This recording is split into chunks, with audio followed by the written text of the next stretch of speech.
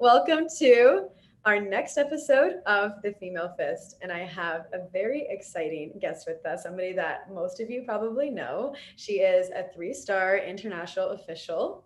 She's also the owner of Kingsway Boxing as well. She is also the founder of Fight to End Cancer, and she is the president of Boxing Ontario. So please give a warm welcome to Jennifer Huggins. How are you?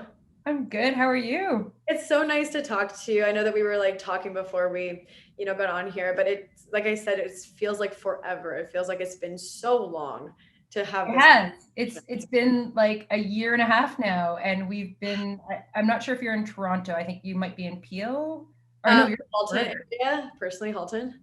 Yeah. So in Toronto, we've been on lockdown as businesses at least for 6 months, and we've been out of boxing for I guess since last March. Oh, So we are a month. Sorry, we're a month. I wish we were only a month. We're a year and 2 months past it being anything boxing related, and it's been too long. it's been so long. And like you've seen me, I've gone to Florida and like everything there is open. So like Yeah. I'm looking back and I'm like, oh my God, because I have these friends that are competing in Florida and they're doing all these things in the States. And I come back and I'm like, oh my God, it's so like going back into the Twilight Zone or something. Actually that's a that's a really good expression. I feel like we're living in the twilight zone, especially since last weekend we just saw 70,000 people in the main event for with Canelo and Saunders. Like I'm sitting there like, does I don't think COVID exists anymore, at least not in the US. Yeah, it's like it has its locations where it stays, and then everywhere else it left those places away. But like, you know, I'm probably going to ask you so many things that I'm sure a lot of people want to know about, specifically what's going on with the boxing in Canada. Like I just asked you. So, is there going to be a nationals, do you think, coming up at the end of this year? Like, what are your thoughts about that? If you ask me, Jen Huggins, it's like, yeah, we're going to make it happen. I want to find any way that we can get boxing happening back here in Ontario. And in Canada, I am working as well now with Boxing Canada on a couple of different committees. So that's exciting because it's hands on with what's going to happen with boxing in Canada, not just in Ontario. But the reality is that we are governed through boxing, not even through Boxing Canada. We are governed through, we have legislation governing what we're allowed to do within Ontario. And this is very similar to a lot of the other provinces. So it's happening right now. Long story short is that sport in general, for the most part, has been completely locked down. And unfortunately, even if Boxing Canada, which we do as Boxing Canada, want to host a nationals, how can we do that if the provinces haven't gotten ready, if the athletes haven't been training? So we're not even allowed to train right now, inside or outside. Right. So how, we're in May. I guess I can't even keep track of Twilight Zone. Is No, it like May? the days are becoming blurs. What is Monday? Is this I don't even know. I just called the day Sunday. I was speaking to Caitlin Clark, which I know you know today, yeah. and I was like, "It's Sunday." Oh, wait a second, it's not. It's the middle of the week. So the reality is that until the provinces open back up, a nationals is going to be really tough. So I can say on a very positive note, Boxing Canada is interested in hosting a nationals. It's like, okay, let's get it going. But on a reality note, it's until you see training happening, until you see competition happening, even just test events happening, it would be unsafe for us to send our athletes into the fire and basically bring the best of the best together Right. when some people are just they haven't been training for the past year, not properly at least, and Right. definitely not sparring. That's another thing that's been really tough for people. Yeah, because especially even athletes that are coming out of, let's say, Canada and they want to go to the Olympics, like Mandy Bujold, she's going against some girls that have been competing. They have been All fighting. the girls have been competing. I mean, the great thing, so the one thing I not a lot of people realize, and you'll see Sid, I'm guessing Sid Vanderpool, posting video and pictures and very recent activity of the athletes training. There are exemptions. So for an athlete who is deemed on the national team going to be competing for the Olympics, Paralympics, this cycle, or even the winter cycle, they're allowed to train, they're allowed to do things that will get them ready. But when your training capacity is only limited to what you can bring in within your own province, I mean, you're great for Mandy. That's awesome. But again, you're not able to, she used to bring in sparring partners who were from different countries, and she'd also get competition, right? You're her friend. It's great. You're going to offer her amazing things, and she's going to get ready in the best capacity she can. But what is boxing without competition, right? So it definitely, she's been doing an incredible job, and it's really cool to see the athletes training that are able to. And I love that. So it's like, let's just deem everybody that we know ready to go to the Olympics. Like, I'm national team Olympics. I can go train now. So anyway, there are things that people can do. It's so limited, and it is nice though to see the clubs that are able to keep things going. Also pros going on still as well, right? So Yeah, and I think that's that not overly sanctioned. I couldn't quite get answers on like who yeah. is able to get. I mean, people are just sparring and getting ready, and it's interesting how people have found their ways around the legislation or through it, basically. Well, that's what I was kind of curious about because for the professionals, so they're sanctioning fights for professionals, but the professionals, like you said, have to spar too. So, like, how would that work for somebody that's like an Ontario resident that's just an athlete? So they're allowed to go and spar with a professional? I guess, you know what, as Boxing Ontario, we sanction the activities of amateur sport in boxing in Ontario, and Canada looks at it the same way. So anything amateur we're sanctioning. Right. I haven't really gotten clear answers as to the pros. So technically, I've seen a lot of the amateurs who want to go pro, and they are just able to spar there. And again, I know it goes against our legislation, but at the same time, nobody's governing it. So it gives some sort of out. And we've seen them. We were just talking about it before we came live here. Yeah. Mo, Jake, everybody's having their pro debuts. It's great, and but it's sad as an amateur representative, someone who really wants to embrace amateur and make sure that the athletes get as much experience in amateur as they need to be able to get to the top as pros. We want to be able to offer that, and we want to be able to keep these amateurs amateur and get them, just all the experience they can. But now with COVID, especially, I would say especially with COVID, there's a lot more competition happening. There's a lot more experience you can get in pro right now, unfortunately. Yeah, and it's really unfortunate because like for me, for example, I'm not going to go down the professional route, I've always like my goal is to get this like it's like I'm just not like it's not my style. So I've always wanted to go like for Canadian championships. I've always wanted to represent the country in amateur Olympic style, and now it's been 2 years that or it's going to be almost 2 years that I haven't been able to compete, and like I'm not getting any younger either. Like I want to be doing this stuff in my youth. I want to be able to get as far as I can in the amount of time I can. So it's like even at the gym that I was at, all the young girls that were getting ready to start the year, they wanted to go into, I think, like the Brampton Cup. Yeah. Whatever didn't happen, but then following that they wanted to try bronze gloves, and they never had the opportunity. And now it's been over a year for those young girls, and now they're getting older and their bodies are changing. So I think that like, because even myself as a 17-year-old, when I first fought, my body and everything has completely changed from 17 to 19, 19 to 21, 21 to now. Like I'm such a completely different fighter, and I haven't had the time to watch my development yet since. Talk about that being the topic of conversation right now. I'm not sure if you've actually had Mandy. I know Mandy's so busy right now. She's busy doing like New York Times interviews, and I know she's all over the place. yeah, and she's bringing really good, needed attention to a huge issue, a huge big picture issue in which exactly what you're talking about. Women's bodies, they change, and because it wasn't necessarily as popular, I think it's starting to become more popular now. So this generation coming into the sport of boxing, the females are a little bit younger. But we have an age limit that says 40 years old is the cutoff for our elite athletes. So we are supposed to make, again, the sport accessible to anyone between the ages, and elite athletes, anyone between the ages of 19 and 40. So it's changing everything, that dynamic. So relating to COVID, that dynamic, 2 years makes all the difference in the world. I'm watching athletes that we had ready for Brampton Cup, exactly what you were talking about. And it just reminded me that it was the most planned tournaments we had ready for Ontario. We were going to do like a super tournament where we invited all the different countries, and like we have all things on the horizon. So they're all still there. We've actually paid for the venues. We're just waiting for the green lights. Standby. Sorry? It's just on standby. It's on standby. Everything's on standby. But the one thing that doesn't stay on standby is it's our bodies. Our bodies, especially the females right now. But as well, all the athletes, they are moving on to other things. I'm watching people doing things that it could be as simple as, changing locations, like moving out of our country or moving at least out of province so that they can still continue to get their educations, or they can still continue to do things. The US is very close to us.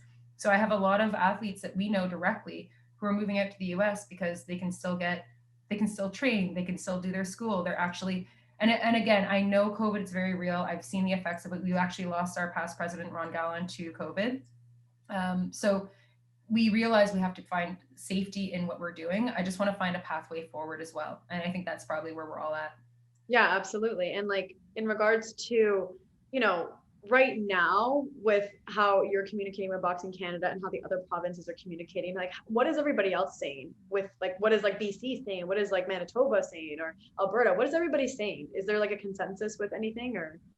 Yeah, so the great thing about COVID, the great silver lining about COVID is we're all talking. We all have time to do. I've never done so many video calls. I can't even tell you. I used to be able to count on my hand. I used to be able to count on one finger the number of Boxing Canada meetings that I would have or Boxing Ontario meetings. And it's so strange to have so many virtual meetings. But the great thing is that everyone's communicating. We're all getting on the same page. We're all aligning our visions.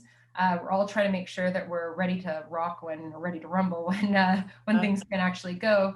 A lot of the provinces are facing the same challenges as us. We have huge numbers here in Ontario for COVID. It's very real. Everyone that I know, all the pro people that I know, not all, but most of them have already had COVID, and it really does put a stop to you. You could have a match already booked, and then you can't go because you've tested positive for COVID. So it still is a challenge, but all of the other provinces are in the same. I think some of them are closing down further than what they are right now. I know BC was planning another event. They actually had one competition. So during COVID, there was a competition last year they held in BC. Alberta had a competition planned. They had to cancel it. BC had another one planned. They had to cancel it. But just recently, I want to say about a month ago, Nova Scotia had a competition and it went through. And so Nova Scotia is competing. So I think the next step, and we're all in pretty good alignment with it, is we have to find a way forward, and we have to find a safe way forward in which we can still keep our athletes active. So, but they are in the same position as us, which is why when we talk about the nationals, it's so hard. They feel, imagine if the Maritimes is ready for a nationals because they've been training this whole time. I don't believe they've been shut down completely since the first shutdown, the same way that everyone else has been. So their athletes are training at the very least. So, and they've had competitions now. So I could imagine how far behind Quebec and Ontario would feel, and BC and all the other provinces, if all of a sudden Boxing Canada were to hold a nationals and then say, well, the only active province has been the Maritime, or some of the provinces in the Maritime. So I think we're all in alignment. We just want to find that way forward, and there's got to be a way forward. The States is doing it, right? A lot of other countries are doing it. Poland just had their, and again, I can't speak for how well it went in the sense of COVID because I don't have those metrics, but Poland just hosted the Youth World Championships. Yep. And they were in the middle of, I think, one of the heights of their COVID numbers. I think they had something like I think it was 27,000 per day cases positive. So at the end of the day, their government said, we are going to commit to doing this competition. I thought it was great. We're committing to do this competition. We're going to do it safely. From my understanding, there was no COVID outbreaks in the competition. And they brought in countries from around the world, and it worked out very well. And the athletes competed. And it was for me inspiring to see that happen. And again, same thing, speaking to the Olympics, to be able to see the Olympics happen, considering the fact that a lot of the countries are still having a lot of problems, as long as it can be done safely, that's awesome.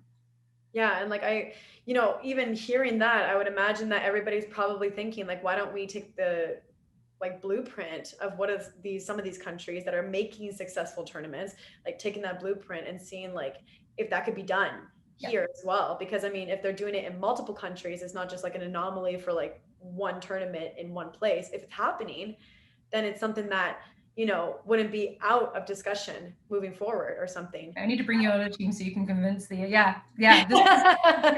is what we got to do. I hope Trudeau is listening to us. I know he's got a lot of things coming at him, and same with Ford, but at the same time, we need sport to continue. So we'll get there. I have confidence that we're going to get there. And at least in our province, I have confidence that we're pushing as a collective. So that's one of the big things that I'm learning about right now, is that the combative collective in Ontario, 17 different martial arts, I might be a little bit off on the number, but 17 martial art PSOs have gotten together, and we are the ones who have to speak to the government on what we want to see happen and how we're safely going to make that happen. So we did great when we were reopened, and 6 months being shut down is not good as a sport. It's also not good as a business. And you mentioned I own a boxing gym, 2 boxing gym locations, and I'm like, oh, never thought in my wildest dreams that this would be what we'd be facing, and this is how all the small businesses feel right now.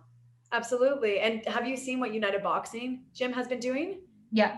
Oh my God, it's So there's amazing. a couple of protests that are happening. And the interesting thing with that, and again, I'll take off my president hat for a second, and I'm just going to look at it as a just person watching on. Yeah, yeah.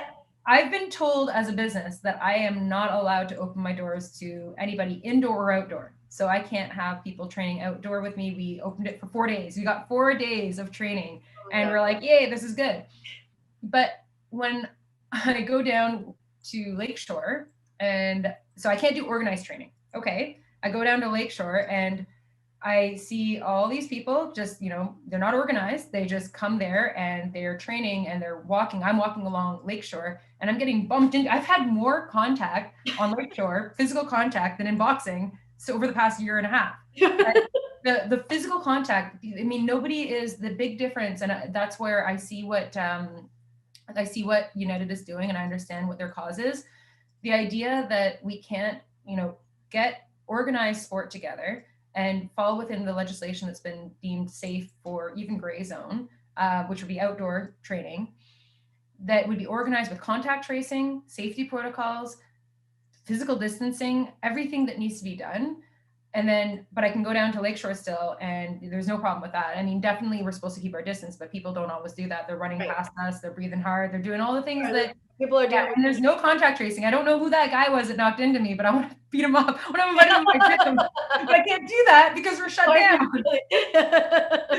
So that's coming from the business owner and the logic side of me.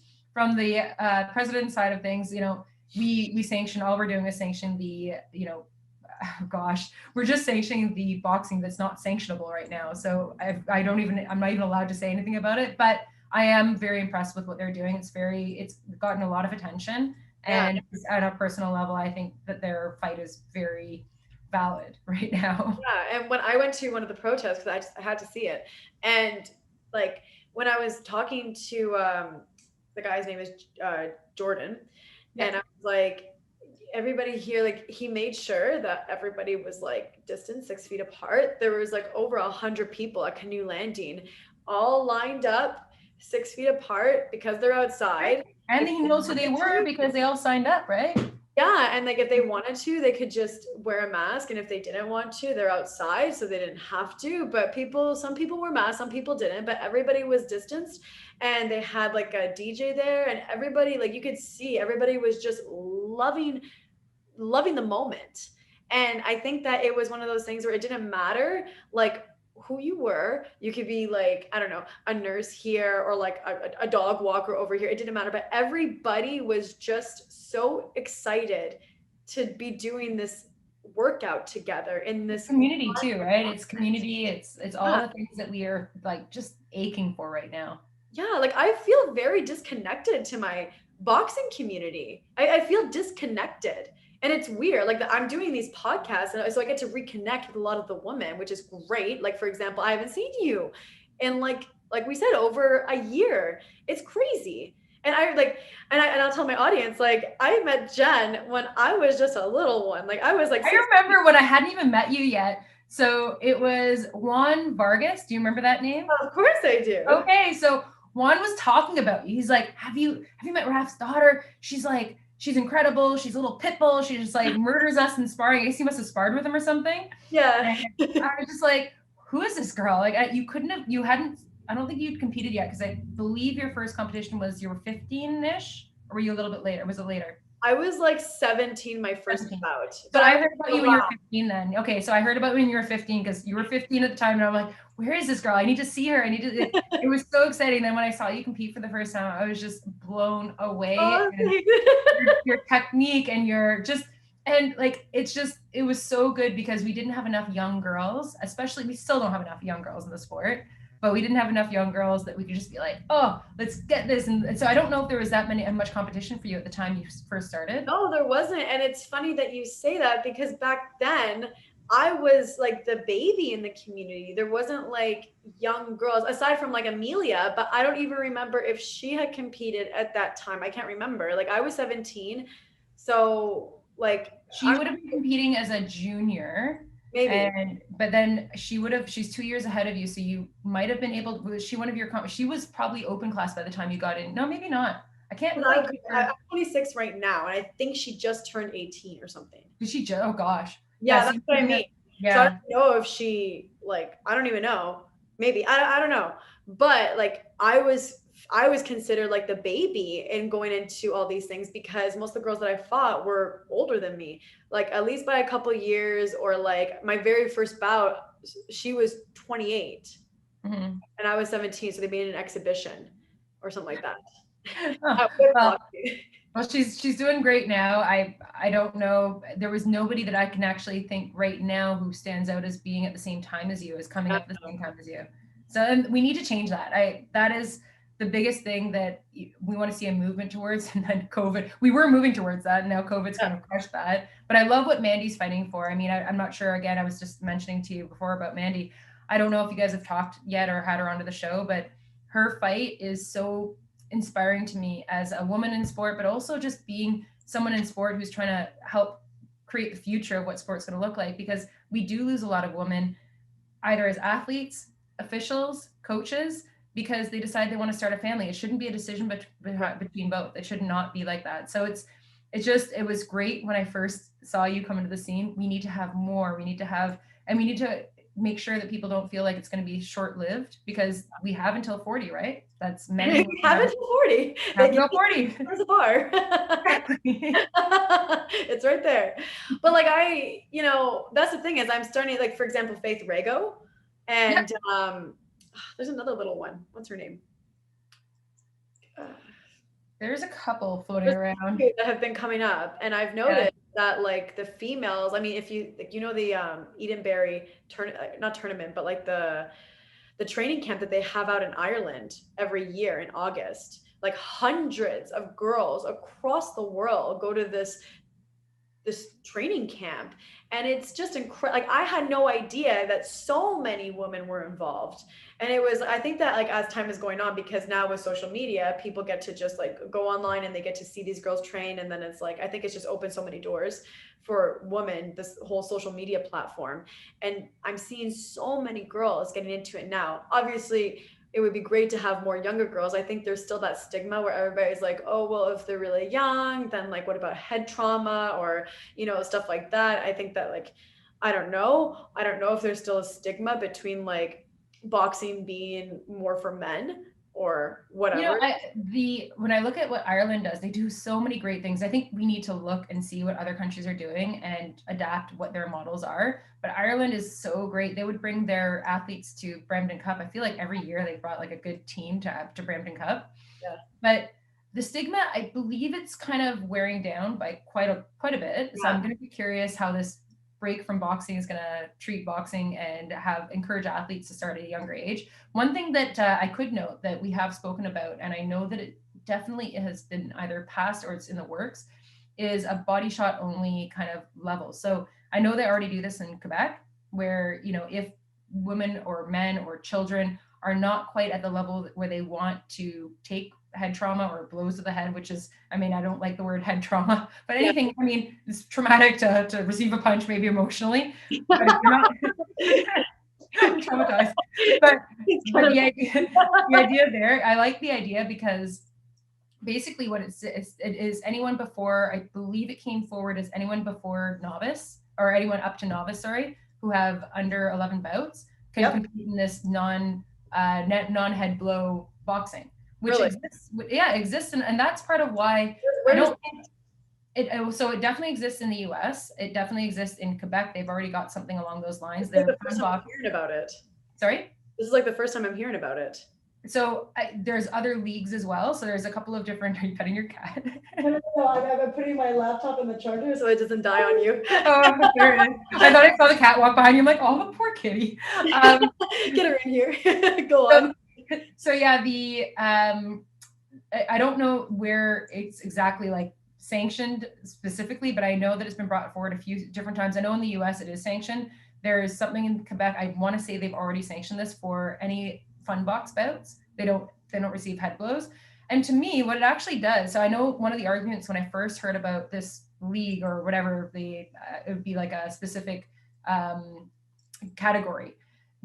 people were, when they first got the athletes in, so like the little guys, like the 6 Yeah. and 7-year-olds and the 8-year-olds, Yeah. you can't even see their like headgears are here. They can't even see their opponent. They're like flailing. No. But then a lot of the coaches were like, well, we can't teach the athletes, these kids, not to throw punches at the head. And it's like, wait a second. It actually is going to teach them a lot more. If you can't actually sit in front of your opponent and aim and land the punches where you want to land them, then technically you're not ready to compete. Yep. So it's a good strategy, I believe, to get people a little bit more comfortable. And it's not just for the kids, it's for the adults as well. And I like the concept. So it looks like we're moving forward on that. I haven't got a specific date on that, but that'll be great because it is, if anything, it's not necessarily traumatizing to get in the sport of boxing. I would say it can be very intimidating. So this takes away the intimidation level of, any kind of punches of the head. Body shots hurt a lot more. I'm sorry. Like you get hit down and they make you like stop, and then you get hit to the head because you can't move the way that you were going to. Learn to protect your body. Take it from Scarlett for sure. My dad's hit me with a couple of those when he's trying to show me a few things in the ring, and I'm like, no, I'm done. Anatomy. Here's your liver. Here's your spleen. That's your solar plexus. The anatomy lesson. I'm gonna go. That didn't feel very good. The body shots, I can't remember a lot of the head shots. Wonder why. But the body shots, I remember those. I know. Honestly, I don't. You're absolutely right. Even my coach Sid, like there was one time that he was trying to like show us something.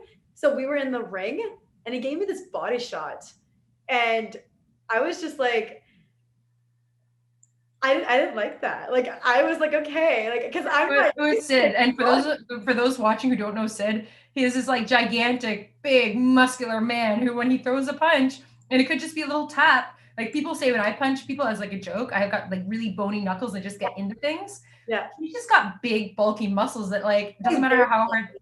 And his fists. And like, don't get me wrong, I absolutely love him. He totally did not mean to hurt me, It's just he's so big. And I was just like, okay. Like in my head, I just know like I never ever want to be in a position where I leave my body open, because that just slows me right down for the rest of the day. Because I'm like, so imagine a league, or a category within amateur boxing where you can teach these importance. And it's not about leaving your head open, because I'm sure that you'll learn pretty quickly that your head should not be open as well. So you're not going to walk around the ring like this. Yeah. But the concept of knowing where to place punches, it's money right there. The concept of knowing how to protect your body. Your body's a lot bigger than your head. I tell this to the boxers all the time. Your body is like, I don't know, depending on how big your head is, but it's like at least 2/3 bigger than your head. Yeah, absolutely. So unless you wear your shorts up to here, like I see some of the kids. Yeah, right up to their chest. Yeah, that's cute. But I do think that this is going to make a big difference, and it's going to help the athletes, especially at the younger ages and at the earlier stages of boxing development, get to the point where they know how to box. Because the answer back in the day where they used to say, well, they don't know where their punches are landing, they can't see them landing, well, then they're not ready to box. So that's exactly. But I like what they're doing in Ireland. It's great. It's amazing to see how many women there are. And BC actually had a all women's tournament. I forget what it was called. The Wonder Woman tournament. Wonder Woman, that was it. Why would I forget that? But the Wonder Woman tournament. And it was so great. So we need to see more like that, because there's boxing right now is developed around men. There's a lot for men. So we don't need more men's tournaments. We need more tournaments in general. And then we also need tournaments where women can get together and find, just like you were talking about, you only had 1 or 2 people you could compete with leading up to your elite level, which was 2 years. You want to get everyone together and have the opportunities. So that makes it accessible. That makes it an equitable sport, which is what we're trying to go for, right? Right. And like, my goodness, I fought 2 girls 5 times each. Like when you think about it, that's crazy, because a guy has so much competition. Like, if they meet each other twice, it's because of like the tournaments or something. Like they don't even have to choose to fight each other twice in a club show, because they have so many to just choose from. There's a whole pool of them. But for us women, especially in Canada, because we don't have like a huge population either. It's not like the States. And it's spread out. It's really spread out. It's like, okay, great. We found a girl. She's over in BC. Let's take a 5-hour flight. It's just as fast to go to UK maybe. Yeah, exactly. And that's the thing too. It kind of makes it like, okay, well, if I like, why don't I go to Europe then to go to one of these tournaments? Because if I'm spending so much money just to travel for one fight, limited in the country, it's crazy. It's like Canadian female boxers have it a lot more challenging. And I think that people don't realize that because everywhere else, like if you look at like the States, you look There's a at big Europe. push. So there's a big push for female now that the spots are moving towards an equitable or equal rate. So right now, 2021 or 2020, we've got 5 women's weight classes. So that's for the Olympics. And then by 2028, I believe it's going to be even. So it's moving towards, yeah. So it's going to be, I believe the numbers were 6 and 5 men, 6 men's weight categories, 5 for women in the next Olympics. And then the following Olympics, it's going to be equal, which so a Wow. lot of the countries are looking at as saying, okay, we got equal opportunities, but if we don't start training and getting women up to the same level, we're just not going to have the competition. We're not going to be ready for when we have the equal numbers. It means that we'll only, like, for example, here in Canada, we definitely have a stronger female team, which is great. But again, we're going to have now equal numbers, or we're moving towards an equal number rate for the Olympics. So we have to make sure we're investing in the younger athletes because, the woman that we've got on our team right now, I know Mandy, she's already said this is her last stab at it. And those were just, I don't think that's because I think she could actually do another Olympics if she wanted to. She's young. She's younger than me. Yeah, she will. I think that for her, it's more like, I mean, I don't know, so I'm not going to quote this, but I think that I know that she wants to like take some time for her family as well. Yeah. And it's just like, she's dedicated over a decade of this amazing career. And I think that 2 Olympics is like phenomenal if she wants to take the. It's so amazing. Well, and so that just speaks to the fact that we need a succession plan for the women we already have in. It's great. Now we need to make sure we're bringing up other women. Yeah. I don't know, Scarlett, maybe you'll be ready for the next Olympics. I don't know. Like my weight class is 54, 51. Like my body type, it's funny because like 57, it's just too like it's too big for me. Like I I don't don't. think people realize what 3 kilograms, that's 6.5 pounds, Yeah. is going to do to make you feel. It just totally changes. And the punches that you're receiving, the punches you're able to throw, the way you feel as a boxer, 3 kilograms up or down is totally not different. Yeah, it's not the same. And for you, if you're 54 and you're solid 54, you want to find a way to compete at 54, which is going to become one of the Olympic weight classes eventually. Or they might do what they do to the men and shift it around, but there'll be something closer to 54 for you. That would be amazing. That would be amazing. I mean, that if that was the case, then yeah, I would totally consider it. But like 51 is just way too late for me because like I it's just my body type. There's some women that are just naturally really lean and they're just like a little bit like smaller, but just my genetics, I have a very like toned muscular and like I get lean, but 118 is like I'm strong. If I were to go all the way down to 112, like I would be so weak. And I'm not used to that weight either. Like I whatever. So but yeah, it's true. Like the weight classes between like just a couple kilograms, it makes huge difference. Huge. And that's why they recognize that. I mean, at least on the high performance side of things, the Olympics is the way that they're trying to make sure that the weight classes are set up, is that it is going to be equitable for even the men's. Like, did you saw what they did with the men's weight classes where they split it apart and it went from having a 60 kilogram and then they had to like basically shift everything and remove 60 from the weight class so that they could make room for other weight classes. So it became like 63. So they got rid of 64. They got rid of 60 and they put in 57, sorry. So there was a huge gap. So you had to be 57 kilograms or you had to be 63 kilograms. That is a gigantic.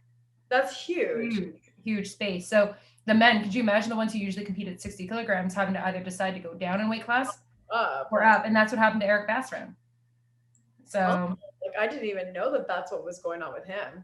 Yeah, well, he was when he would compete at the World Championships, he would compete at the 60 kilograms, and then I believe he had to go down to 57 so it was either 57 or compete up to 63, which is like it's insane. So he went down to 57. So it's tough. He's going pro as well, and this is the thing.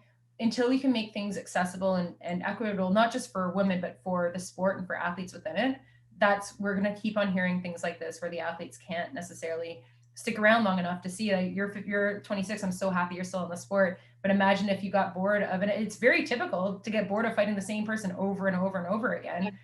Because what are you getting out of that? And it's great you did it and it's great you stuck with it. How many fights do you have now? I have 50.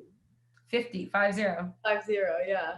Gosh, that's I have to ask you because I never get to speak to you. So what Yeah. would if you could be like, my goal is to X, Y, or Z within boxing, what would it be? Like, what is your ultimate goal? Well, because they don't have right now my weight class in the Olympics, like my biggest thing was just to make the Canadian team and then represent Canada in whatever tournaments would come my way. Like whether that be like I think they have 54 Pan Ams, don't they? Or no, they don't. They do. I believe they've actually switched it over to being and don't quote me on this. We're still waiting to see what's going to happen, but I believe they switched it to being the Olympic weight classes as well. Okay. But I could be wrong because it should be the 10 and 10. So I know that in previous years it's always been the 10 and 10, but it just, this is a thing. It's hard to keep track because right now I'm focused on what the boxing task force is doing for the Olympics. But I do know that the great thing, one really cool thing, and I'm not sure if you know about this yet, the Canadian Winter Games. Okay. So we have Canadian Winter Games happening in 2023. So it seems a long ways away, but we got to get ready for it. Right. Because we are going to be having women's weight classes in the Winter Games, Canadian Winter Games. We've never had that before. So in PEI. Had that before? Nope. Really? Nope. So for the first time ever, women's weight classes will be in the Canadian Winter Games, which is, it's actually surprising we didn't have it before. I remember when I first heard that we didn't have boxing in the Olympics, like back in the day when I first got into boxing, I was like, how is that possible? Like we're in the 2000s by the time I heard that. And 2012 was the first time that women made their appearance at the Olympic Games. I was like, even I thought that, and I wasn't even a competitor at the time. I was like, how are women not in yet? Like that's like, we're not living back in like it's crazy. So we will by 2023 have women in the Canada Winter Games. So hopefully you can represent at the Canada Winter Games. And it's going to be exciting. So we should make that announcement pretty soon as well. I know it's been unofficially announced, but I think that let's get making some sort of plan. So there's a lot to look forward to here. And you said that on here. I get to say, announce it first. Oh, shoot. Yeah.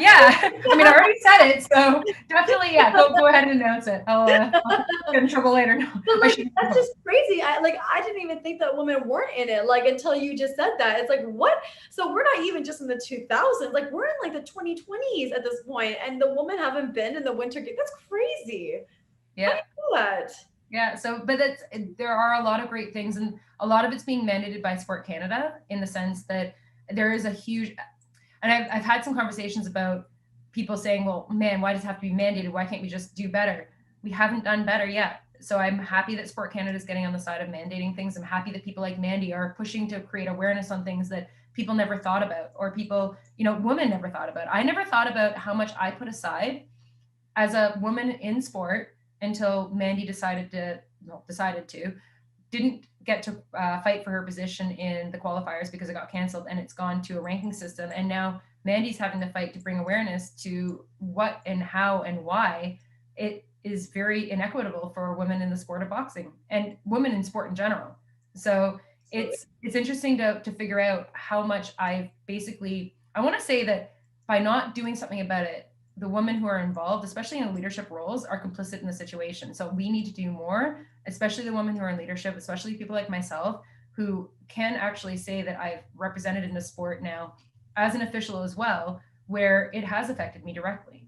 So all of these things that are surprising, they are only going to change if we start talking about them. They're only going to become better as we start figuring out what the answers are, because even Mandy's situation, I brought it up multiple times to different people who I really respect and who respect me, but can't see things from the angle that what can be done. So just, I've gone off on a tangent here, but the idea that maternity leave of some sort in sport as an athlete, especially amateur sport, it's different for pro sport because, fine, okay, you don't want to stop getting paid and it's a little bit more clear and obvious, but in amateur sport where by just stopping having a child, you just give up your spot. Everything you've worked for is gone. And it's the same thing as an official. If I just stopped, somebody is waiting to get into that position. It's just a matter of life. Same as a coach. Coach is up at the top for only so long. Someone's waiting to take that position. So there has to be something that helps or creates some sort of stopgap so that women don't feel like they have to wait for their careers to be over to be able to have a life. And that affects all facets of it. And it changes people's outlook. It's changed my outlook on what the sport is. So exactly what you're saying, where you didn't realize that there was no competition for women in the Winter Games for, maybe in the Ontario Winter Games there were, but in the Canadian Winter Games there were not. Yeah, that's what I mean. Like that, it just blows my mind. And it, even when we talk about like the women that are, having to take mat leave and then come back, because when I look at specifically Mandy's situation, it's like she's not just like an athlete that took some time off and then she's like demanding to be put in this position. Like she is a former Olympian, and even coming back when she was starting to come back competing again after her pregnancy, like she wins everything. Like she's been producing, she's been on top of her game. So to even have to fight for these, like for these, reconsiderations is just, to me, it's crazy. And why wouldn't they want the best of the country going in there and, fighting for the championships? Like, don't you want the best rather than giving it to somebody who doesn't have that same experience? Or, never to discredit other athletes, but it's like you want the best to represent. And like there And she is. it should speak for something, the fact that she's already been to the Olympics. Yeah, And I think it does speak to a bigger picture, where this is a real problem, and this is a problem at every level of every, I guess, every sport right now. That if you reach a certain level and you have a child, and it's funny when you hear people say, and I hear it a lot from really good smart people, that, well, it was her decision, or it was your decision to have, and not just related to Mandy, but it was, your decision to have a child. You decided to have a child at this time and whatever. People forget that the only way we're going to have a future, the only way we're going to have people in our future, is by women having children. exactly. So Exactly. so yeah, it was my decision to go have a child, which I don't have any yet, because in 2014 I've taken a position with IAPA where I was traveling all the time, and I knew if I took time off from that, that would drastically change the outcome of where I am today. But if people say it's your decision, well, if women keep on progressing in the world, and they're at stages where, or they're at levels of sport, business, or whatever, where they know that by taking time off it's going to stop their dreams, then we're going to have very few children who can, become something in the future. Exactly. So it works both ways, and it doesn't necessarily, there's no simple answer. And just like maternity leave in business, it didn't exist until it had to exist. So let's get there. Exactly. And I think that also too, when people say that, like your decision to do this, it almost makes it sound like it's an ugly thing or something, or that like she did something like, oh, well, you chose to do this. It's like, why be punished for it, for bringing such a beautiful thing into this world? I don't understand that. Nobody does. And she's got a great team. So if people who are watching don't necessarily know what the story is, just Google Mandy Bujold right now, and you will find out an incredible story, an incredible athlete, one of our top Olympians that represented Canada at the Rio Olympic Games, and someone who's already got to fight against all different things that are against not just her, but sports and athletes right now in general. But now she's fighting for a position in the Olympics, which I could not imagine how she feels right now, trying to focus on herself as an athlete, because on a good day, it's a lot of work to be an Olympian. It's a lot of work to mentally and emotionally keep up with whatever that represents. Imagine adding this entire fight on top of it. She's fighting two fights at the same time. And like I have a, I'm with her, with Sid, Caitlin, and Mackenzie. We're all there for her, supporting her. And I don't think that I've ever seen anybody handle something so serious as well as she's doing. Like, you know, because we're her team and because we see her frequently, of course she's a little bit more open with us. But the strength that I see her carry when she comes into the gym, and just the determination, and it doesn't phase her focus, like, because we don't know, right? So much uncertainty for herself. And this isn't like, this is such a big thing for her. I've never seen somebody so mentally, like she's there, she's just ready That's for. good to hear. That's really good to hear. And yeah, She's our hero. She's my hero personally, and she's our hero. I'm so happy that she can be the face of everything, and also I can't wait to see her compete in the Tokyo Olympics. absolutely. Like that's going to be such a beautiful moment, even like just as a team watching her, knowing and preparing her for that moment. Like it's so special for us too. And it's so important for us to see her get there so that she can show all that hard work in the ring. Like, Totally. And you've been a part of that. You, Mackenzie, like that's incredible. I'm so envious of that. I'm gonna put gloves back on him to start sparring. That would be a very bad idea right now. But especially after a whole year and like 2 months of COVID. I mean, I'm working out, but it's not it's definitely not sparring shape, that's for sure. oh my God, like honestly, the first time I went into sparring, I felt like Play-Doh. I just felt like, oh my God, this is just terrible. And then I went in like by the first time sparring with Mandy, and I was just like, I'm not having this. That's, that's hilarious. Well, good. She sounded strong because you're strong. So that's good. I'm just not having this. Like, I always finish the rounds with her, but after I go home and I just like lie down on the couch and I'm like, okay, time to recap. Yeah. Well, good that you guys are doing that. I'm so happy that it makes me so happy to hear that number one, she's getting the training that she needs right now. And I have so much confidence in Sid and the team that you guys have developed.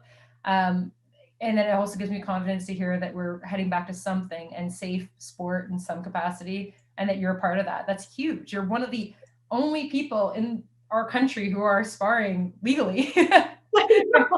I have a letter and everything. That's great. Like I have it saved in my favorites on my phone. I'm just waiting until I have to show it. It's like I'm allowed. I'd be like flaunting that. I know you have to be like understanding of how it makes people feel, but good for you. I'm inspired. We're gonna get there because of the safe camps, the training camps that you're part of, that Sid's been conducting, because of the safe camps that are happening probably across the country.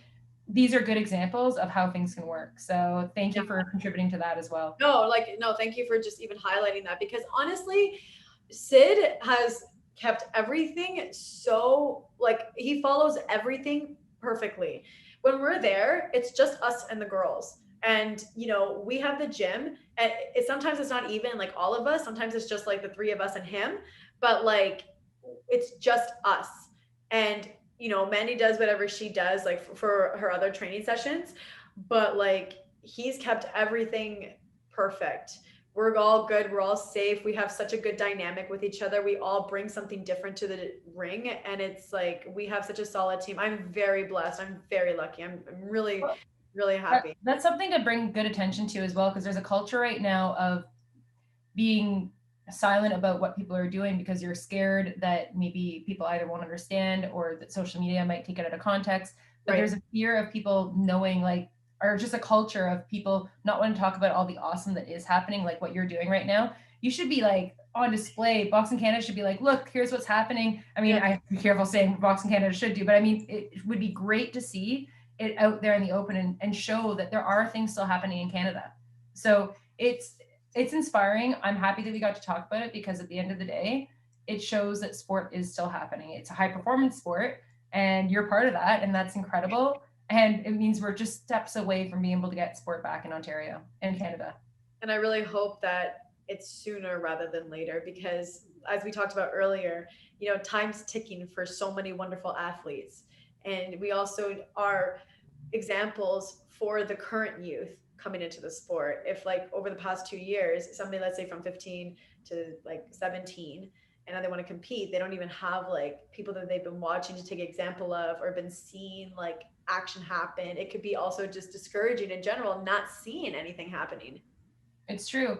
And I actually look at this as a good opportunity to be able to get new athletes in. So we'll have to pull back the ones who went pro or the ones who decided that boxing is no longer for them. That's probably what we'll leave today is there are so many opportunities in Boxing Ontario now, at the very least. So Boxing Ontario as an association has created all of these committees in which we can actually inspire, create opportunity, and make sure that the sport is rebuilt in a way that is better maybe than it was before COVID. So, where there's athletes, young athletes who have other competition or other, and again, that speaks to what I was talking about earlier, the idea of having a league or a category in which people can get into the ring, they can spar, they can actually compete. Those will be competitions that will count towards their record, but they can ease their way back in and, potentially have so many women in our sport, so many young athletes in our sport, men and women, that the sport's basically like, oh my gosh, we don't have enough room in this tournament. Like what Brampton Cup became, where it was like 500 participants registering. We just getting to the point where things were rising up and then it just stopped, right? So we'll get there. If there's anything that I can do, I would love to just bring more people involved so that we can build the sport back up to what it needs to be. Absolutely. And like, I'm so happy that we're having this conversation and just putting this out there for everybody to listen and these such important points that we talked about. I'm so happy that we've had this opportunity. Is there anything else that I missed that you wanted to like let anybody know? You know what? It's so funny because I'm just, this is great because we're actually just talking and I haven't spoken to, I feel, hopefully everyone's still stuck around to this point because I feel like I've just been catching up with you. Yep. I'm honored that you're having me on, but I'm also really happy with what you're doing for the sport of, for boxing and for female in the sport as well. Calling attention. I saw you had the real $1 Million baby on. Okay. Who's your favorite? So what was your best, outside of me, of course, no, I'm joking. What was your favorite interview you've done so far? I know they all have their different things, but the most kind of impactful that like stood out to you. You know what? Like, it's really hard because everybody brings like such unique stories. It's so hard to pick. I think, honestly, I really loved having Maureen on. Like, I really loved having her on just talk because she's a veteran, right? And she's done so much in the sport, amateurs and professionals and beyond that. And like just hearing her story and how unique it was, and just that she's still in it, that she's still doing her craft, and that she's found a way to be successful, still doing her craft, like as a woman, and just, and that she's still active. I don't know, like there's everybody brings something different. And obviously, like even just this interview, like I love what we just talked about. I love like all this information that we're bringing to people's attention. It's really hard to say like who Did has. anyone freak you out? Was anyone like, oh my gosh, I had no idea? Like, I'm just like, oh my gosh, this person's so cool. I had no idea. I'm just messing with you. You know what was really cool? Yeah. You know what was really cool actually is Caitlin Clark. Oh, she's cool. She's well spoken. She also knows how to tell a great story. Way better than me. I need to take some lessons from her. It took what was an hour today? It took me an hour to kind of get to like actually being comfortable, and she's great. So if you've had her on, I got to check her out. Yeah, because she's like, she's got this great story, and just her attitude and everything, like from what she's gone through and all of her ups and downs, as many of us go through, but just the way that she thinks about it, and just like what she's been bringing to the sport, and some of her like when I heard her story about like how she became a Canadian champion, I was just like, wow, like that's incredible. That was such a beautiful moment for yourself. And I know that there's so many women that have these incredible moments. That's why I get so excited to bring somebody on, even like yourself, when we talk about all these things that's going on in the boxing community, and you're at the head of it, you're overseeing everything, and to hear from your perspective is something even mind-blowing for me. Like I said, it's really hard for me to pick like who. You rock. Thank you so much for having me, and I hope that people got something out of today, because I got a lot out of hanging out with you.